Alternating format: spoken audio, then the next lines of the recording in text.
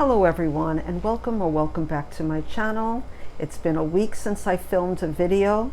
If you're new here, I'm Marilyn, and at the moment I wanted to do a early mid-month wrap-up, and I'll tell you why. At the moment I'm incapacitated. Let me prove it. I'm not able to walk at the moment.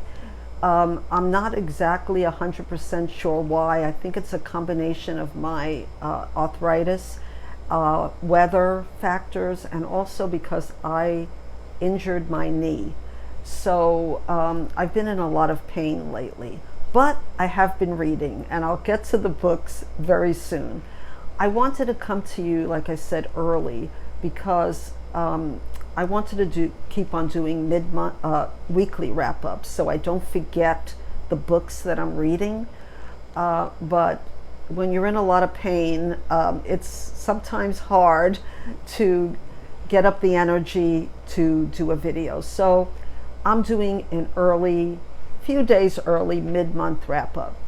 And I have been reading. I've been reading a lot because I've been in bed. And when you're in bed, what are you going to do? I don't even have a TV in my bedroom. So I read. Usually I read at night. But because of this accident I had, and I say accident because I've been doing a lot of exercise I'm trying to get ready to go on a trip. And I think I'm literally shooting myself in the leg because I'm overdoing it. And if you know me, you know that I tend to overdo things, including reading. But I'm really trying to read a lot of event mysteries and Irish literature because I love them, and I want to be a part of the events this month. So even though I'm not 100% right now, let's get to the books, okay? Enough about me. So I was expecting something different from what I got through my reading. I was expecting certain books to be a certain way and for me to feel a certain way about them. But it didn't work out that way, and that's okay. But let's start with the first mystery I read, and it's called The Night in Question by Susan Fletcher. And this took me a long time to read. And I think I talked about this, and I think I told you that the author was very young, and she's writing about very old people. So she did a good job in general, but this is a 400 pound, it felt like 400 pounds.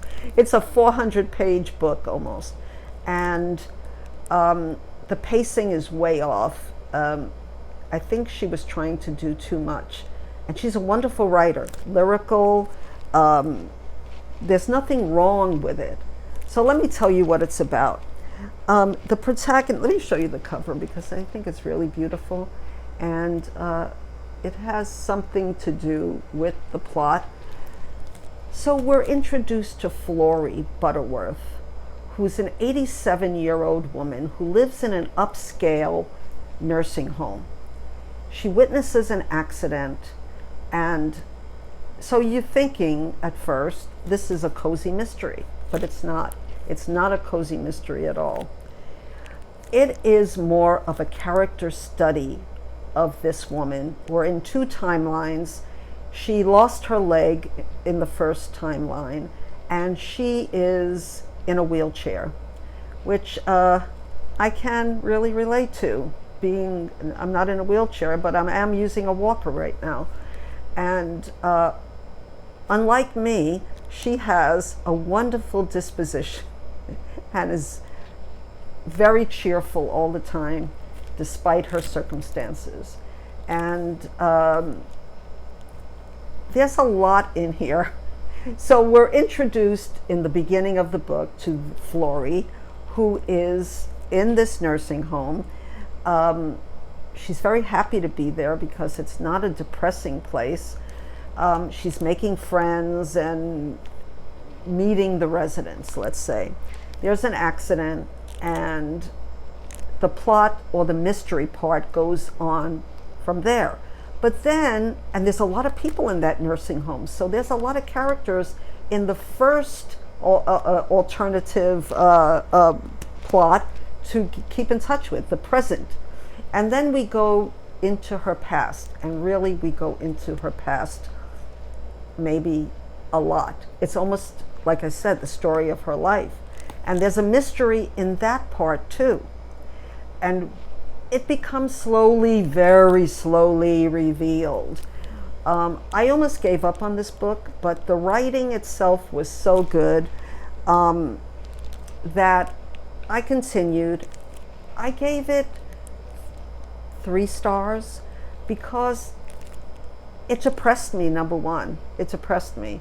I think that had more to do with me than the book, but also a young person, maybe I should put this down, a young person writing a book about an 87-year-old woman who is that mobile, despite being in a wheelchair, that she can be running back and forth and everywhere to solve a murder, was a little bit unbelievable to me. And maybe I have some knowledge on getting around, especially as I'm in a walker right now.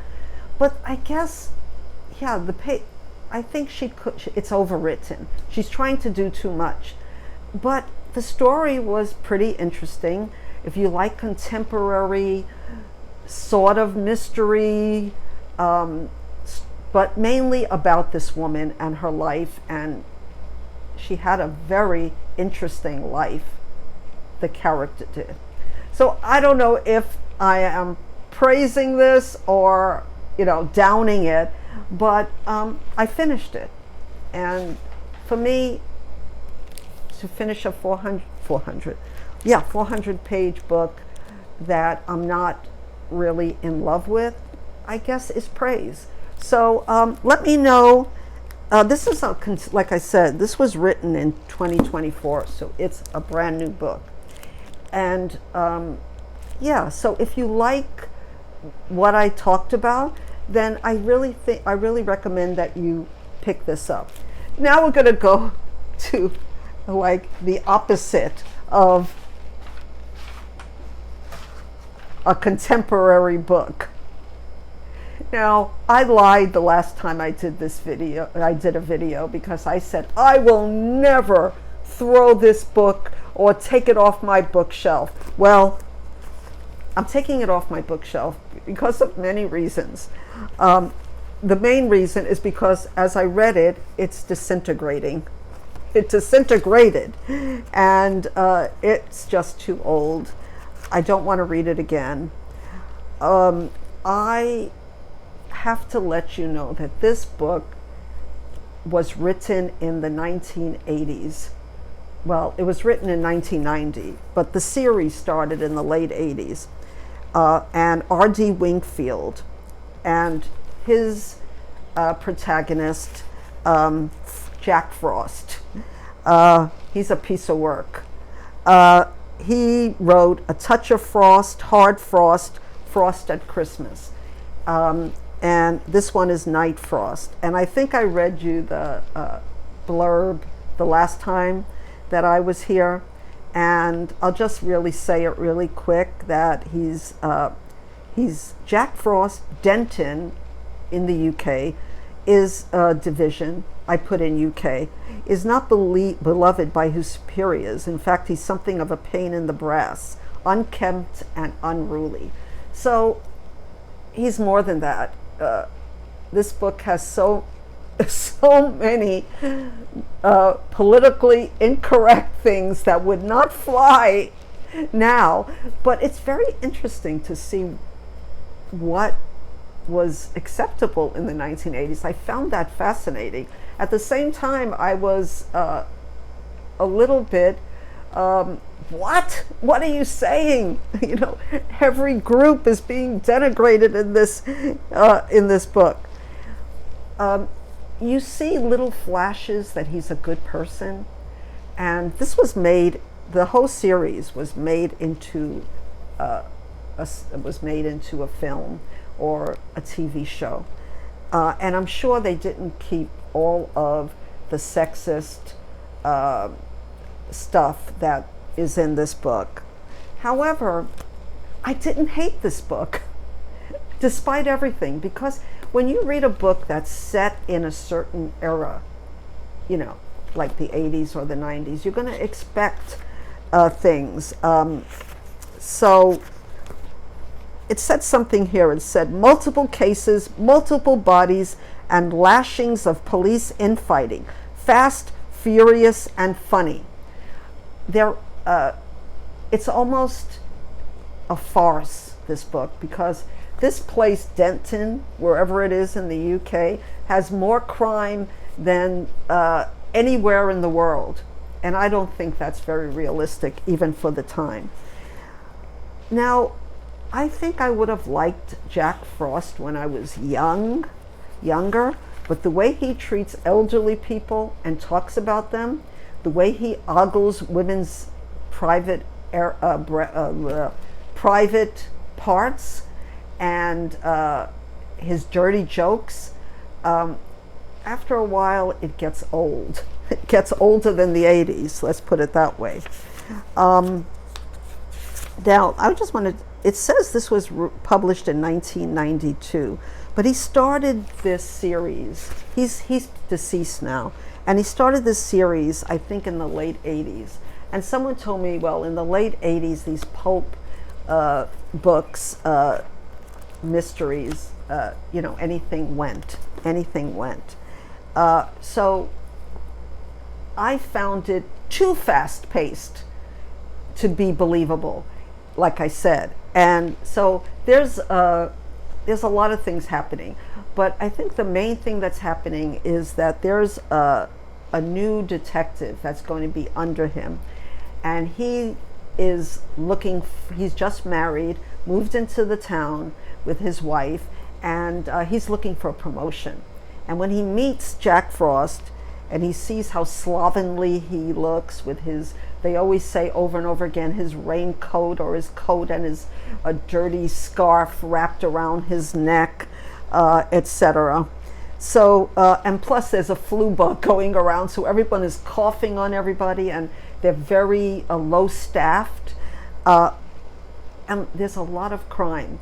And one of the crimes that this one didn't fly with me very well, a lot of old women are being horribly butchered in the town by an unknown, they call it the granny slasher. And there's also poison pen letters going around. There's also other brutal murders. And it says, reeling from too many bodies and too little sleep, Jack Frost is praying he'll find a clue or succumb to the flu before the Granny Ripper strikes again. And I found it very offensive, being a granny myself, that in the 80s, older women were called old dears then, and all they wanted to do was go to bingo, go to church, and just have horrible, terrible lives and be treated really badly by everyone. And I hated that about the book. Maybe because I'm at, they were talking about people being in their 70s, like they're just, just being talked down to. And yeah, if you don't like that, you won't like this book. But on the other hand, if you read it with the, in your mind, you're reading it because you realize that in the 80s things were different. And now they're better. You might think they're better, but this would not fly right now because the sexual misogyny too is so big in this character. This character, Jack Frost, he's really pretty despicable, despite his caring about children. He calls women cows. I mean, I can go on and on.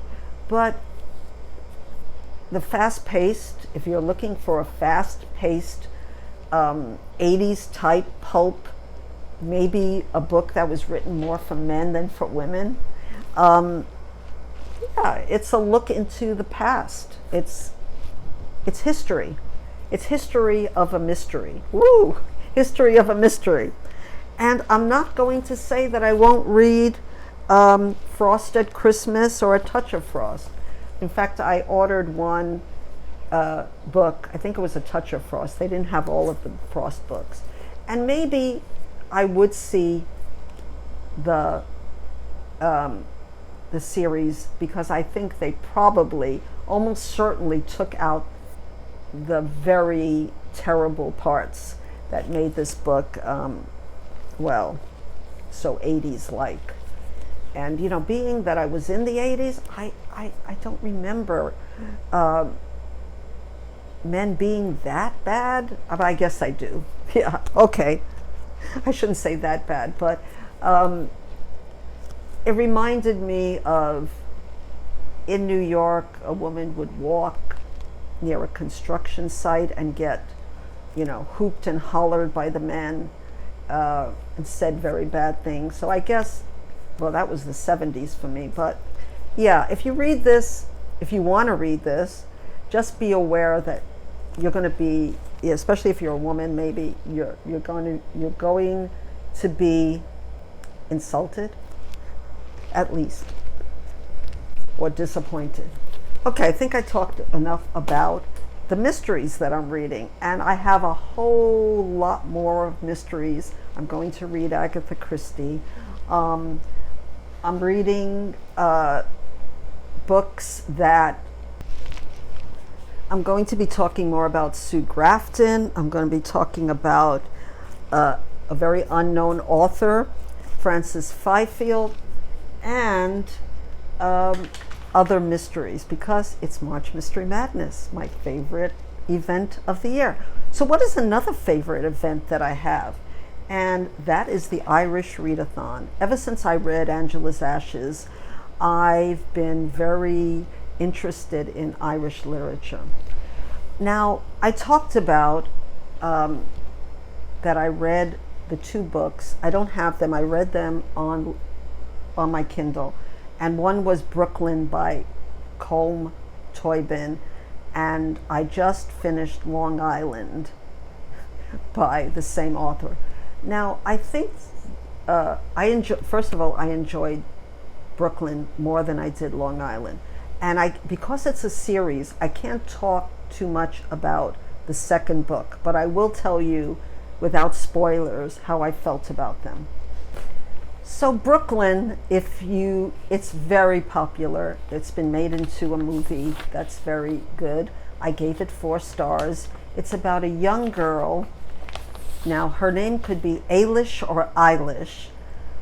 In fact, I thought her name was Ailey with the S silent, but I'm not Irish, so I don't know. But most people are saying Ailish. And she lives in a small town in Ireland and is sort of forced to emigrate to New York for various reasons. And yeah, I enjoyed both the settings and the writing of the time. I was I think I told you that I was a little bit irritated that the setting had to be guessed at in the beginning instead of but that was okay, because I did guess that it was in the 50s. And since I was around in the 50s in Brooklyn, I really appreciated the way that the author showed Brooklyn with the trolley cars. And in one part of the book, she's working in a department store, and they're just allowing what they called colored people, to inviting them in to shop in the stores that were on Fulton Street. And the places were very well documented. and the Irishness of the book. And at one point, the priest, how important the priest was in everyday life. I found that very interesting. And also how they show other ethnicities, like the Italians who were living there at that time.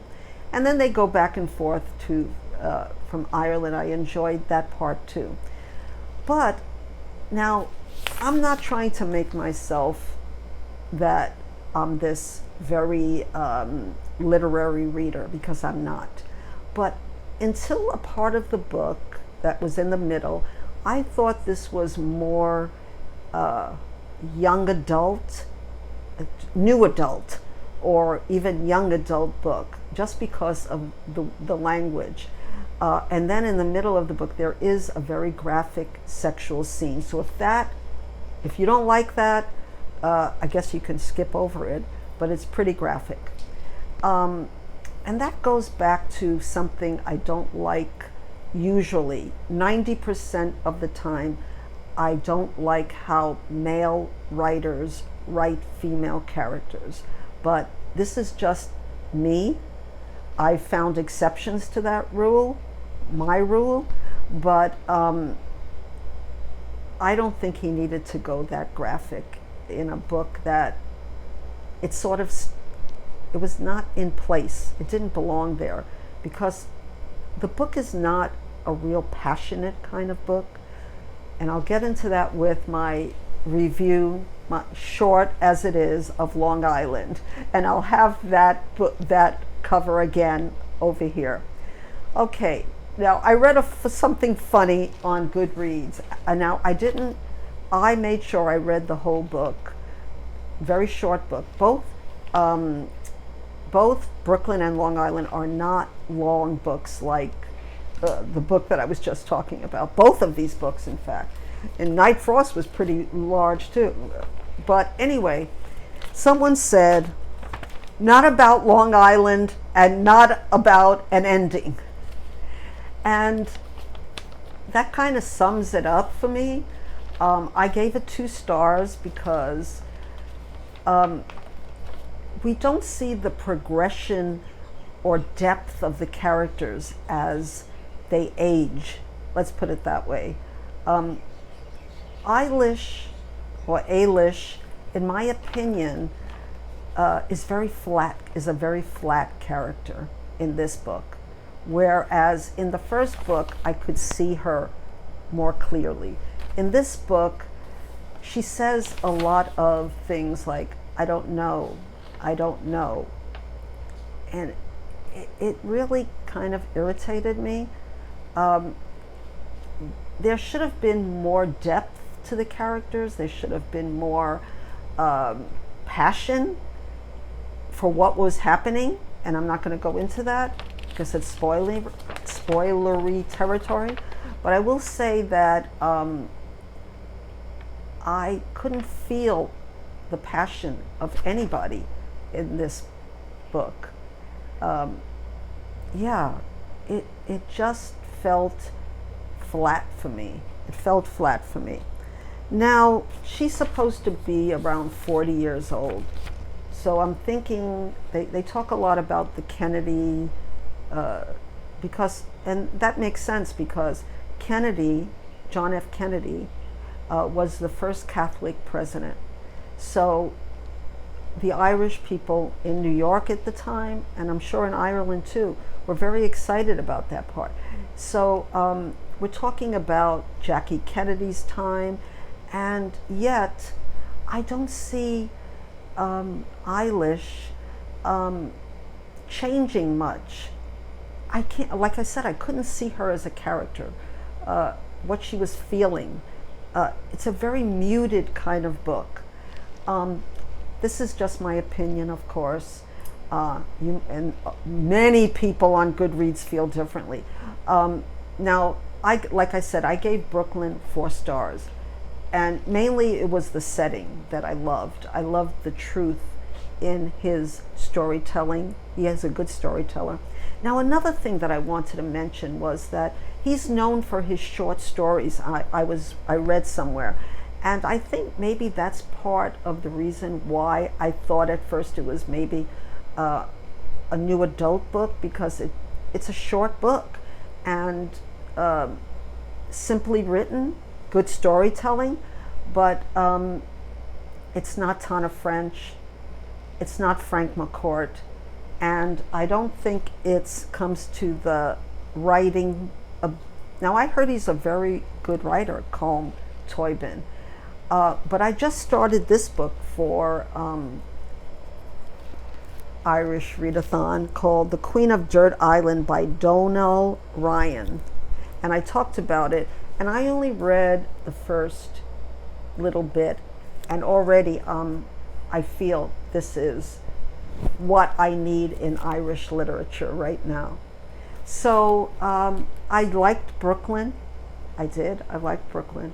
Did not like Long Island. It almost felt like it was two different stories, two different the characters were not even the same. There was also something about that would be spoilery, but the way the Italian families were represented, that was true in a way, but not totally in a balanced way, let me say that. So Queen of Dirt Island, yeah, loving it so far, and like I said, this is only my opinion, and you have to take into consideration that I'm not in the best of moods this week because of everything else that's happening. So I'm hoping to come back soon with more mysteries, because I want to do a special video about how I was introduced to mysteries, how I became such a fan of mysteries. And it happened in the 80s, well, before that, but I used to read true crime more than I did like regular mysteries.